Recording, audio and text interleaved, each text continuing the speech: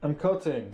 We're on a diet because I'm too fat. So, I figured I would make some videos about it. It's been over a month since I posted anything on the YouTube channel. Not that anybody cares or was watching them anyway, but I moved house, etc. and now have this lovely kitchen and stuff. So I'm gonna freaking use it.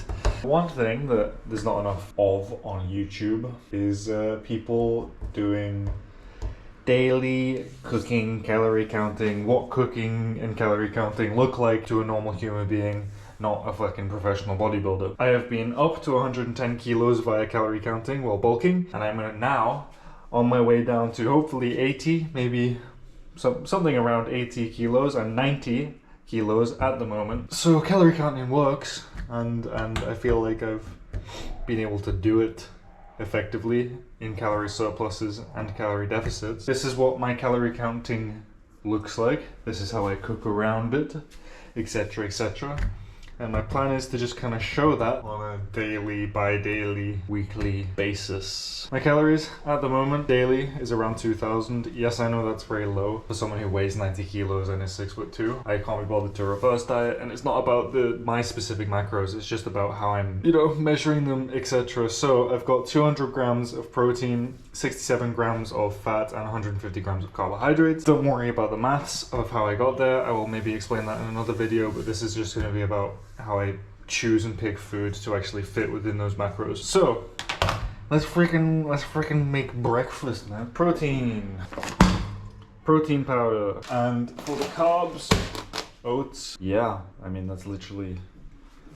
As far as the carbs, I have a lot less carbs than I do protein.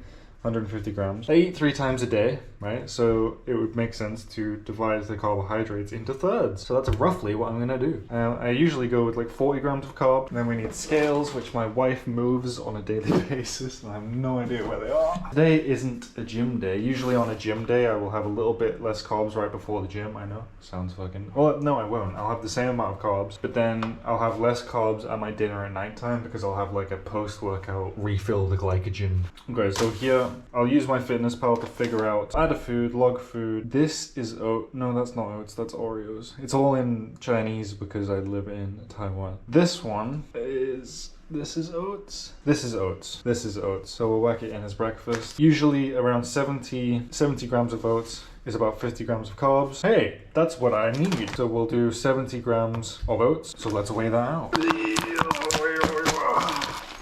70 grams. Also, I figured I'm the least organized person in the world and have zero attention span. For example, I got distracted halfway through pouring oats in a bowl, if that tells you anything about my personality. And if I can accurately calorie count, then literally anybody on earth can. So, boop, boop, boop, boop, boop. Just wait until we get to 70 on the scale. Obviously, I hope this is in frame. Wow, yeah, but you can't see the scale at all. Oh, I went over. It's fine. This is another thing. I went over by 4 grams. Fine. It doesn't make any difference whatsoever. I'll just add the 4 grams here. It just doesn't matter. 4 grams is like, it's so negligible. It's 2 or 3 grams of carb, maybe even less. So I'll press the tick, put that in. Woo! We have our oats. Whey protein. This one in particular has 22 grams of protein per scoop. 1 scoop is fine. More than 1 scoop makes it taste gross. So we get a scoop. That goes in the oats. And then what do we need? What else do you put in oats? Milk! Yeah! I love milk. My fridge smells really funky. Should probably do something about that. And then my fitness pal, wonderful app that it is, you can just scan stuff. Milk on the app is always measured in milliliters. Here's a little tidbit. A milliliter of milk is basically a gram. It's not exactly a gram per milliliter. A gram of milk is 1.04 milliliters. 1.04, that's so negligible that who fucking cares? And within 200 grams, it's gonna be like an extra 10 calories, so whatever. Don't go too over the top. It doesn't matter. Anyway, usually what I do with the milk, because it's low fat, it's basically just water, is I just kind of pour it in until I feel like it looks like enough. But I measure it, because some days I'm feeling more milk than other days. That looks pretty good. 280 grams, which will roughly be 280 milliliters. So that's what I'm gonna put into the app. And the thing is, like, people would say, protein should be exactly the same. If you're doing it wrong in the same way every day, it's the consistency that matters. So if you're doing something wrong, just do it wrong the same. And if you're still losing weight, cool. It's when you start changing stuff and you do stuff in a different way that's wrong. You could do everything wrong, but as long as you do it wrong consistently, then you'll be alright. So 280 is what we've got, which, as you can see, is only 125 calories, 13 grams of carbs, 3.9 grams of fat, and 9 grams of protein. So it doesn't matter. And that's it. That's my normal breakfast. So in total, 500 calories. This is 500 calories. It's got 38 grams of protein, 12 grams of fat, and 65 grams of carbs. Yay. And throughout the day, I will record the other stuff I'm eating to get to 2,000 calories total and to hit my macros. Oh, I should also say, I basically just, why am I not just doing everything? Get spoon. But the meal's made, this is it. I'll put the milk away, otherwise my wife will shout at me. You stir it. This is a really weird way to eat oats. It's a little bit psychopathic. What most people do, which makes this way, way, way, way nicer, make this the night before, and then you put it in the fridge. Overnight oats, right? And it soaks in everything, but it tastes the same. To be honest, this is a worse texture, but it's only a texture thing, so I don't really care. This is easier, and when I'm not talking about it, it usually only takes about 5 minutes, if not way less. So yeah, but that's it. I eat it like this. It's been an hour or two since breakfast. 200 grams of protein is a lot of protein to get in the day, and I'm not gonna eat 15 chickens, so what do? Well, this is how you supplement not being... There's a fly in my frickin'. This is how you supplement not being able to eat 15 chickens a day. And I would like a coffee. So I'm gonna make a protein coffee. Protein coffee. You'll never guess what I need for the protein coffee. Protein powder. So this is how I like to make a protein coffee. You start off by getting a cup, coffee, protein coffee. These are the ingredients to a protein coffee. Who'd have thought that? Isn't that crazy? Put the coffee in the cup. Doodle-doodle-doodle-doodle-doodle-doo. Don't measure it because, you know, I'm just not a measuring kind of guy, ironically. Considering I'm making YouTube videos specifically about measuring things, I'm not a measuring kind of guy, and I'm especially not a measuring kind of guy when it comes to coffee. I like it too strong. So we're gonna make a normal coffee, basically, is how this starts. So boiling water. We have this thing, which is great. And I would like as little as possible, so 150 milliliters of water. If just fucking eyeball it, man. Like, when the water's boiled, dissolve the coffee into the water. Have enough water to dissolve the coffee. Now you might think, but you do not seem like the kind of person that should ever be drinking coffee. Yeah, probably. We're waiting. Thank you, coffee machine. I'm gonna stir the coffee. Stir the coffee, stirry. That's a load of ice, and then we put the coffee in the ice, cooling the coffee down. Because if we put the protein powder in now and then pour the hot coffee on the protein powder, even though there's ice in there, it doesn't. The protein powder like congeals. You know, it cooks it basically. That's bad, so we don't want to do that. Put the coffee in the thing. The reason we want the coffee pretty freaking strong is one, because if you don't drink a pretty freaking strong coffee, what are you doing with your life? And two, why? Drink stronger coffee. Alright, and then we put the protein powder in. And again, another scoop. And record that in MyFitnessPal in the same way you would before. Scan the barcode. 1 serving is 1 scoop. Boop. Lid, and then we shake. And that's it. That's how you make a protein coffee. You should be having a gram of protein per pound of body weight, so for me it's roughly 200 grams, even though 90 kilos is, I think 90 kilos is 200 pounds-ish. I don't actually know. Either way, sometimes you just need to have a protein shake, and putting coffee in it can't make it worse, can it? Shake.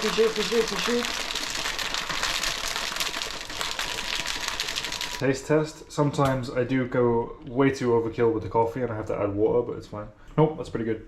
Okay, yeah, protein coffee. Okay, so the first actual meal with cooking in it. We're gonna have some pork tenderloin because that's just what I've got, and that's how calorie counting goes a lot of the time. Is you just have to work with what you got and make it fit within your calories and the macros. So I don't know how much pork tenderloin I've got. I suspect I will be eating all of it. Let's just weigh it out. I need a bowl. Zero the scales. I have washed my hands. Don't worry. That's 130. So pork tenderloin is pretty freaking lean. So it's 280, so it's a lot. So that'll be something like 60 grams of protein. Measure it now. So go into my fitness pal, add log pork tenderloin, 280 grams. That's 57 grams of protein and 9.9 grams of fat, 300 calories. So not too bad. And then this meal isn't gonna have any carbs in it. No carbs. So why am I not having any carbs for lunch? Well, I've got 83 grams of carbs left. And what I would like to do is just have like enough rice that it's a nice amount of rice for dinner. So I'm gonna I'll have another protein shake after this probably, even though there's a load of protein in this, before dinner. And then that should leave me with a nice round amount of macros for my last meal, being something like 30 grams of fat, 83 grams of carbs, and some amount of protein that will make me able to use a high fat beef in my dinner and still hit all my macros. We will see. There's a little bit of forward planning, not really, because I didn't know I was going to be having tenderloin, but it still works. It isn't high in fat at all. It's super lean. Also, I'm going to have 2 eggs. Fried eggs. I just need to find fried egg. Then we're going to have 2 fried eggs. 166 calories, 13 grams of fat, 10 grams of protein in the fried eggs. Egg. And then that leaves me with hopefully some nice macros for the last meal, which will be, 30 grams of fat, 80 grams of carbs, 70 grams of protein. Not including a protein shake that I'll have later, so it will be something more like 50 grams of protein, which is very, very doable with beef. Let's cut this. Just gonna apologize on the spot for how bad this is gonna be. You know, you're just gonna have to deal with that, I guess. Okay, cut. You can season. By all means, throw a million seasonings on it. You don't have to count seasonings. As long as you do it roughly the same every time, this is the main thing. If you're seasoning your food, make sure you're seasoning it in the same way, and then you don't have to measure it. If you're adding seasoning, high calorie seasoning especially, like randomly throughout your cooking, one day you'll have it, one day you won't, you need to count it because it will start to contribute a bit too much to your calories. But if you're doing it the same every time, you know, let's say you're going fucking crazy and having 300 calories of seasoning on food throughout the day, and you're not counting any of it. If you're doing that every time, but you're still losing weight, fine. When you cut 200 calories from the food you are counting, and you're still eating the 300 calories of seasoning, this is a really extreme example, but you're still using the 300 calories of seasoning, you'll still be in a deficit, so whatever, provided you're losing weight. If you're not losing weight, then maybe just be a bit more careful, but if your diet still works. Okay, here we go. And then some sauce. A little bit of sauce. Woo. Beautiful. Why? It just exploded. Okay, and then I'll do this one here. That was so much better. Yes, there's a load of soy sauce and it's gonna look disgusting, but whatever. Eggs are egging. They're doing egg things. Did I mention I'm not a chef? I can count the macros. The actual, cooking is not my forte. Don't know if you can tell. Getting the eggs from here to here is gonna be a spectacle, so.